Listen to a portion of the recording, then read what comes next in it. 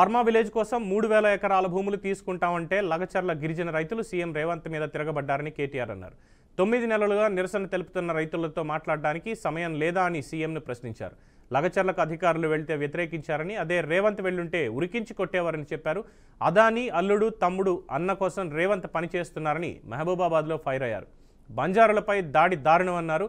మొన్న లగచర్ల, నేడు మానుకోట, ఇక రాబోయే రోజుల్లో రాష్ట్ర వ్యాప్తంగా తిరుగుతామన్నారు. రేవంత్ రెడ్డికి ఇక యుద్ధమే అంటూ మాస్ వార్నింగ్ ఇచ్చారు కేటీఆర్.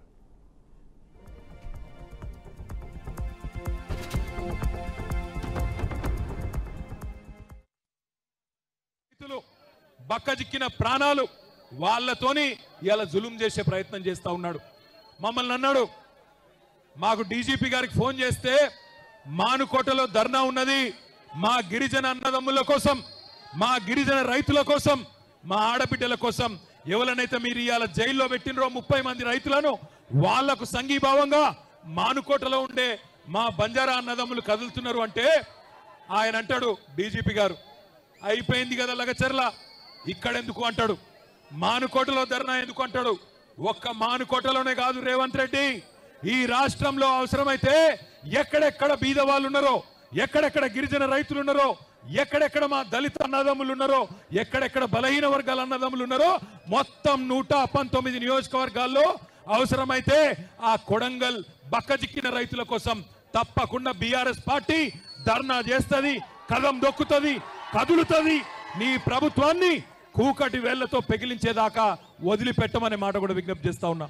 ఇంకొక మాట నేను అడుగుతా ఉన్నా, మిమ్మల్ని ఆలోచించమని కోరుతున్నా. ఎవరి కోసం? ఫార్మా విలేజ్ అల్లుని కోసం అక్కడ ఫార్మా దుకాణం పెట్టి వాళ్ళ సొంత అల్లుని కోసం ఇవాళ పేదవాళ్ళ భూములు గుంజుకునే ప్రయత్నం చేస్తా ఉన్నాడు. ఈ ముఖ్యమంత్రి పేదోళ్ళ కోసం పనిచేస్తలేడు. అదాని కోసం, అల్లుని కోసం, అన్నగాని కోసం, తమ్ముడి కోసం, వాళ్ళ కోసం తప్ప రాష్ట్రంలో రైతుల కోసం కానీ పేదవాళ్ళ కోసం కానీ ఈ ముఖ్యమంత్రి పనిచేస్తలేడు. ఒక్కసారి ఆలోచించండి. ఇంకో 10 రోజులైతే సంవత్సరం నిండుతుంది రేవంత్ రెడ్డి ప్రభుత్వం కూర్చొని. ఏం చెప్పిండు అన్నాడు, యాదకుండాల మీ అందరికీ మహబాద్కి వచ్చి ఇవాళ ఇక్కడున్న ఎమ్మెల్యే, డోర్నకల్ ఎమ్మెల్యే, అదేవిధంగా మహబాద్ జిల్లాలోని ఇల్లెందు ఎమ్మెల్యే సమాధానం చెప్పాలా. మీరే కదా ఇంటింటికి వచ్చింది, మీరే కదా గల్లీ గల్లీ తిరిగింది, 6 గ్యారంటీలు అన్నారు, 100 రోజుల్లో అమలు చేస్తామన్నారు, పేదవాళ్ళకు అండగా నిలబడతామన్నారు. ఏ ఒక్క హామీ అన్న అమలు అయిందా ఒక్కసారి చెప్పవలసిందిగా కోరుతా ఉన్నా. చిన్న సన్నకారు రైతులు బక్కజిక్కిన